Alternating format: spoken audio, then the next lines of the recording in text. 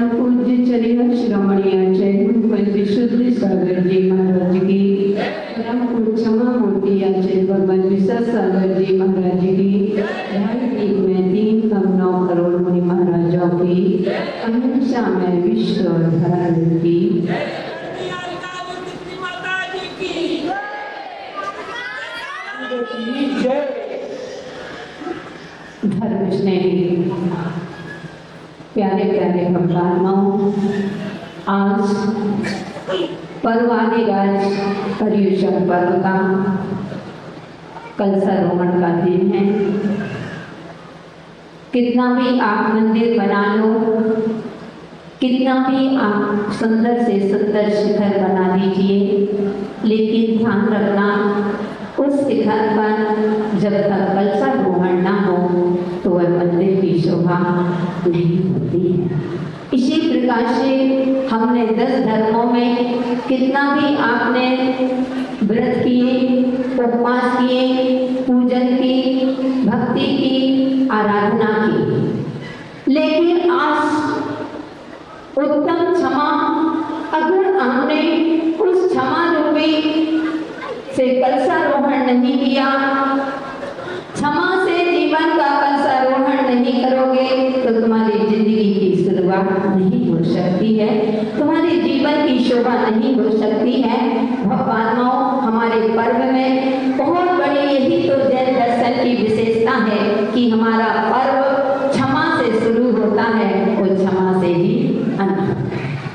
यही जैन दर्शन की विशेषता है, यही हमारे धर्म की विशेषता होती है कि हमारा धर्म क्षमा से प्रारंभ होता है और क्षमा से ही समाप्त होता है। तो बंधुओं, आप सभी ने जो 10 दिन में क्या सीखा, क्या आपने खोया, क्या आपने पाया, कितना आपने अपनी शक्ति को न छिपा करके कितना तप, त्याग, तपस्या आदि की है, उसका आपका प्रैक्टिकल करते हैं। क्योंकि सब कुछ हो जाए, थ्योरी में परीक्षा हो गई, प्रैक्टिकल भी हो गई, और लेकिन कहते हैं इलेक्शन कराने के लिए वहाँ पर फॉर्म जमा करना पड़ता है। तो जहाँ फॉर्म जमा हो जाता है, आपका इलेक्शन हो जाता है, आप बड़े प्रसन्न हो जाते हैं कि मेरी नौकरी पक्की हो। इसलिए बंधुओं, समय का अभाव है, कहने के लिए बहुत कुछ है, मात्र क्षमा से अपनी बात करते हैं कि आज क्या है, क्षमा। हम अनादिकाल से जैसी क्षमा याचना हाथ जोड़ लिए, जिनसे हमारी कभी बुराई नहीं है, जिनसे हम प्रतिदिन मिलते हैं, जिनके बिना 1 मिनट भी नहीं रहते हैं, उनसे उठ करके सबसे पहले कहते हैं उत्तम क्षमा। ये तो माया जाती है। क्षमा, छा में गुंडी लगी रहती है, लगी रहती है, ऐसे करो, छा देखो, उमा। क्षमा कहती है कि जिसके अंदर, उमा का अर्थ होता है नहीं, जिसके अंदर कोई गुंडी नहीं होती है उसका नाम होता है क्षमा।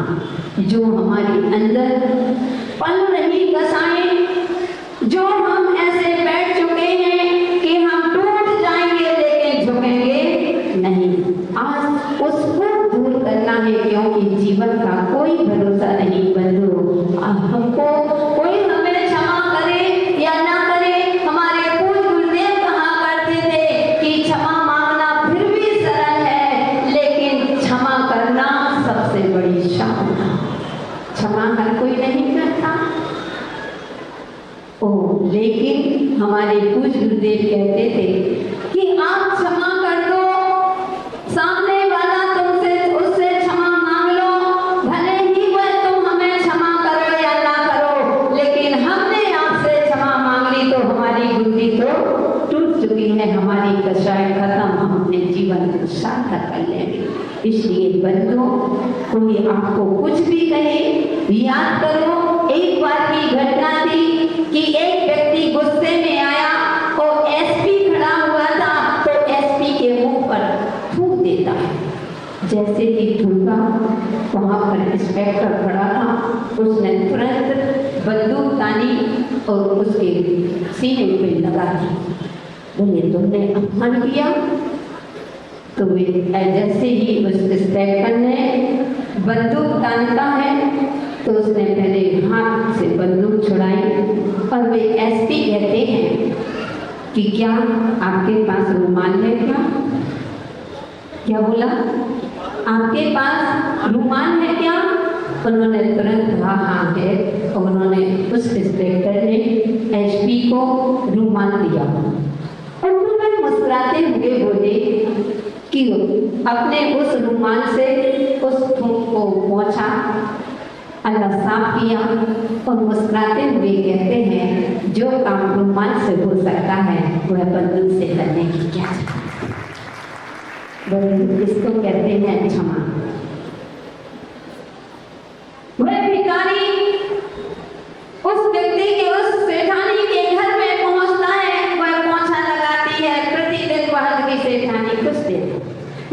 भी भूखा। अब सेठानी रोज भगा देती है। अब एक दिन जैसे ही सवेरे से पहुंचा, वो सेठानी पोछा लगा रही थी, तो उसने कहा, नहीं सेठानी, मुझे कुछ भी दे दो, मैं बहुत गरीब हूँ, इसलिए तुम्हारे दर पर आया हूँ। वह तो भीख मांग रहा है, जो आंखों में आंसू भी हैं कि सेठानी मत लुटाओ, अगर तुमने लुटा दिया मैं कहाँ जाऊँगा, कुछ भी दे दो मुझे। उसको सेठानी को गुस्सा आया और वह बहुत गुस्से स्वभाव की थी, और उसने लिया बंदूक, जो पोछा लगाती थी, पोछा का कपड़ा जानते हो, पोता कहते उसको, पोछा, उसको गुस्से में आकर के उसके मुंह पर वह पोछा मार दिया और कपड़े को फेंक दिया। ध्यान रखना, वह भिखारी उस पोछे को लेकर के जाता है, सबसे पहले नदी में गया, उस कपड़े को साफ किया, उस कपड़े की फिर क्या करता है, बत्ती लगाता है। बत्ती बाती जानते हो, दीपक, उसकी बत्ती बनाई। वो पहुंच गया किसी मंदिर में और वहां पर दीपक जला करके वो क्या प्रार्थना करता है कि हे भगवान, सबसे पहले उसके घर में उजियाला करना जिस सेठानी ने मुझे यह कपड़ा दीपक जलाने के लिए। इसको कहते हैं छान। इसलिए बंधुओं, आज ऐसा दिल से जो भी जिसको करना है करने दो, हमें अपनी लाइन साफ करना है। आज सभी लोग एक दूसरे को क्षमा कर देना। और मैं भी, समय नहीं है ज़्यादा, सबसे पहले मैं भी एक इंद्री से लेकर के पंच इंद्रिय जीव से क्षमा याचना करती हूँ कि हे जीव, मेरे द्वारा प्रमाद में, जाने में, अनजाने में जो भी मुझसे पाप हुए हों, अगर मेरे द्वारा चलते, उठते, बैठते, हंसी मजाक में कुछ भी किसी का अपघात हुआ हो, तो हे जीव मुझे क्षमा करना, क्षमा करना, क्षमा करना। दूसरी बात में देवादिदेव मम इष्टारा शांतिनाथ भगवान, चंदा प्रभु भगवान, पारसनाथ भगवान, मुंडशोभितनाथ भगवान, 24 आदिनाथ से लेकर के 24 तीर्थंकर पर्यंत सभी भगवंतों से मैं क्षमा चाहती हूँ कि हे भगवान, जो मैंने संयम को धारण किया है, जिस कठिनता के साथ इस मार्ग को चुना है, और हो सकता है कहीं प्रमाणवश शास्त्र की अनुकूलता न होने से अगर मेरे द्वारा जिन शासन की कुछ भी अप्रभावना हो रही हो, तो हे भगवान, मैं आपसे 9 कोटि पूर्वक क्षमा मांगती हूँ। हे भगवान, आप मुझे क्षमा करें। भगवान माओ, जो भी बाराबंकी वासियों, आज जो भी आपको दिखाई दे रहा है, चाहे पिंक सिटी हो, चाहे कोई सिटी हो, जो भी आज आपको दिखाई दे रहा है, दीपचंद जी बैठे हैं, चलो अंकुर भैया बैठे हैं, जो भी समाज के लोग, प्रतिष्ठित लोग, समाज के सभी लोग यहाँ पर बैठे हैं, जिस दिन से हम आपके नगर में आए हैं, जिस दिन से अपने गुरु पूर्णिमा से अपने कार्यक्रम की प्रारंभ शुरुआत हुई थी, और एक से एक बढ़कर एक कार्यक्रम, एक अनूठे कार्यक्रम हो रहे हैं, ऐसा सुना है। जो बाराबंकी में ऐसा कार्यक्रम कभी नहीं हुआ, जो कार्यक्रम सब बाराबंकी में हो रहे कि नहीं। जितना साधना शिविर लगा, कल कितने लोग, मुझे तो उम्मीद भी नहीं थी कि पुरुष वर्ग भी इतने लोग वार्षिक प्रतिक्रमण में बैठे हुए, आप सभी लोग उस वार्षिक प्रतिक्रमण में वो सबसे ताजुब की बात दोपहर के 2 बजे से लेकर के रात के 9 बजे तक बैठना मानती हूँ। आप लोगों का तहे दिल से मैं आशीर्वाद देती हूँ कि आपने उन साल भरे में की गई गलतियों की आलोचना की, आपने प्रतिक्रमण किया और इतने अच्छे कार्यक्रम हो रहे हैं, लेकिन सबके मुख से एक ही आवाज है कि गुरु माँ के सानिध्य में, मानवता जी के आशीर्वाद से एक कार्यक्रम अच्छे हुए। सब लोग मेरा नारा लगा रहे हैं, सब लोग मेरी जय जयकार कर रहे हैं, लेकिन बंधुओं जब आप नारा लगाते हो और गुरु माँ की जय जयकार करते हो तो मुझे आपकी नादानी पर हंसी आती है। कितने नादान हो, कितने आप लोग भोले हो। अरे इतनी अच्छी मूर्ति है, इतनी अच्छी गुरु माँ है, इतने अच्छी गुरु माँ है, भगवान मूर्ति को देख करके सब लोग उस मूर्ति को नमस्कार करते हो, उसकी प्रशंसा करते हैं। अरे नादान प्राणियों, एक बार उस शिल्पीकार को भी तो याद करो कि अगर वह शिल्पीकार नहीं होता तो क्या तुम्हें मूर्ति को मिलती क्या।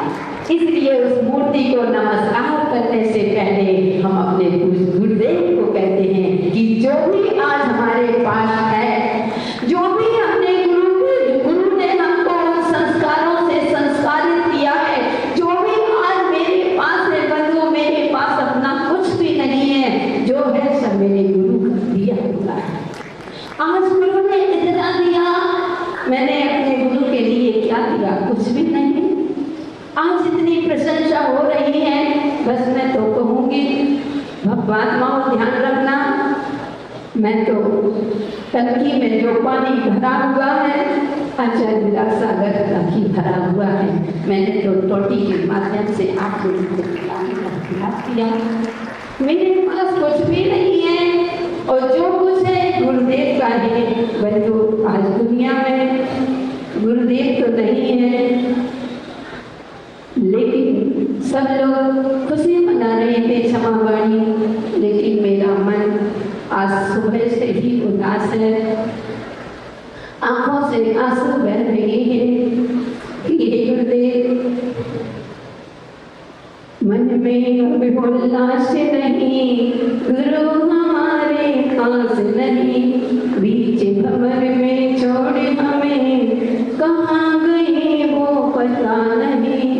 गुरुवर की बात हो, गुरुवर की बात हर पल याद आए रे, गुरुवर का आशीष हमें जब मिल जाए रे। गुरुदेव के चरणों में जिसने स्वामी आज का वृद्ध श्री माता जी ने कहा, इस पर्याय से नहीं है, लेकिन वे दिव्य शक्ति के उस समम शरण में विराजमान है। वर्तमान में इतनी उत्कृष्ट समाधि होना हर किसी की बात नहीं होती। गुरुदेव ने अपनी उत्कृष्ट हम लोगों को भैया पार लगाने के लिए एक संयम दिया, संयम दे करके आज जहाँ भी सिद्धांत समोसरण में विराजमान होंगे, हे गुरुदेव, हम भी आपकी बेटी हैं, आपने मुझे जो संयम दिया है तो मैं उस संयम पालने में, मेरे व्रतों में जो भी अतिचार अनाचार लगे हो गुरुदेव, आप मुझे क्षमा करना। हम आपकी बेटी हैं, इन्हीं आशीर्वाद देना। आज जो भी हो रहा है गुरुदेव आपके आशीर्वाद से हो रहा है। आप सभी मोक्ष सप्तमी के दिन का गुरुदेव का चमत्कार आपने सुना, देखा, कितने 11 बज गए थे, कितनी धूप थी, तो मैं जब लड्डू चढ़ाने के लिए उस समय से गंजी में चढ़ी, इतनी गर्मी थी, इतनी धूप थी, तो मैंने सिर्फ गुरुदेव को पिछी उठा करके नमस्कार किया, तो पिछी रखी और गुरुदेव मेरे साथ हैं, बाहर से नहीं, गुरु में में समाये हैं हे गुरुदेव। आपके उपकारों को भाव में नहीं भूलूंगी और जो भी मैंने गलती की हो मन से, वचन से, काम से, उसको आप मुझे हमेशा माफ करना हे गुरुदेव। बार बार के चरणों में कोटि कोटि नमोस्तु नमोस्तु नमोस्तु। विशुद्ध सागर जी महाराज के पावन चरणों में त्रय भक्ति पूर्वक कोटि कोटि नमस्कार करती हूँ। और भगवान की अनुकंपा से, गुरु के आशीर्वाद से मेरा इतना पुण्य का उदय है कि प्रातः काल की बेला में महाराज श्री आचार्य विशुद्ध सागर जी महाराज का सबसे पहले आशीर्वाद आया। समाज के लिए बहुत आशीर्वाद आया। उनका आशीर्वाद मिलता रहे। जो भी गलती हो उनसे भी क्षमा मांगते हैं। इस मोक्ष मार्ग पर लगाने वाले, इस मोक्ष मार्ग की प्रेरणा देने वाले आचार्य भगवान विशुद्ध सागर जी महाराज की प्रेरणा से मैं इस मार्ग में आगे बढ़ी थी। आज ने मुझे प्रेरणा दी, गुरु को सौंपा, गुरु ने मुझे आकार दिया, तो मैं आचार्य विशुद्ध सागर जी महाराज से भी उत्तर क्षमा चाहती हूँ कि महाराज श्री मेरे द्वारा जाने अनजाने में आप झांसी में विराजमान हैं। मेरे द्वारा जो भी मन वचन काय से जो भी गलतियाँ हुई हों मैं आपके चरणों में त्रय भक्ति पूर्वक कोटि कोटि नमस्कार करती हूँ और अपनी गलतियों की क्षमा याचना करती हूँ। आप मुझे क्षमा करना।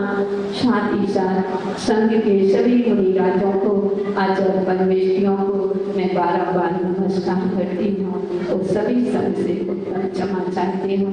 संघ में माता जी से मैं बात में आऊँगी। सबसे पहले मैं समाज के लोगों से, पुरुष हो, महिला हो, बच्चा हो, जो भी हो, सभी से मैं आपको मैंने कभी कह दिया हो, क्योंकि जो बड़ा होता है अनुशासन रखना एक बहुत जरूरी होता है।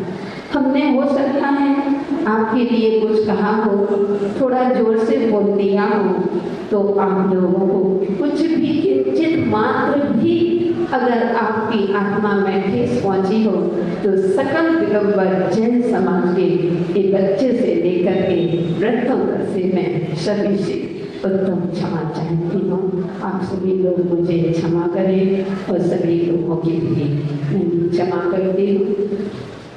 संगत की सभी माताजियों से, क्योंकि जो गुरु ने एक अमानत के रूप में सौंपा था, एक जिम्मेदारी होती है। शिविका माता जी, सुनंदन श्री माता जी, सुगंधन श्री माता जी, सुचंदन श्री माता जी को मुझे हमारी शिष्यावृंद श्री माता जी शिष्य भी हैं, वो हमारे सबसे बड़े कहते हैं अंतःवासी शिष्य हैं। एक दाहिने हाथ हैं, उनका पूरा संघ का लिए अच्छा सपोर्ट रहता है। हर बगल से बिल्कुल साथ बगल से चल करके अपना हर सुख दुख में हमारा साथ देती हैं। तो वृद्धा श्री माता जी तो ठीक, पहले हम सुनंदन श्री माता जी, सुगंधन श्री माता जी, शिवलिका सुपर्व श्री और सुचंदन श्री माता जी से कहेंगे कि बेटा, एक माँ होती है, माँ का ध्येय मात्र बच्चों का फ्यूचर बनाने के लिए होता है। अगर बच्चे नहीं मानते हैं तो माँ बच्चों को डांट लगाती है, माँ उदास हो जाती है, उपेक्षा हो जाती है, लेकिन माँ का आशीष कभी बच्चों से दूर नहीं होता है।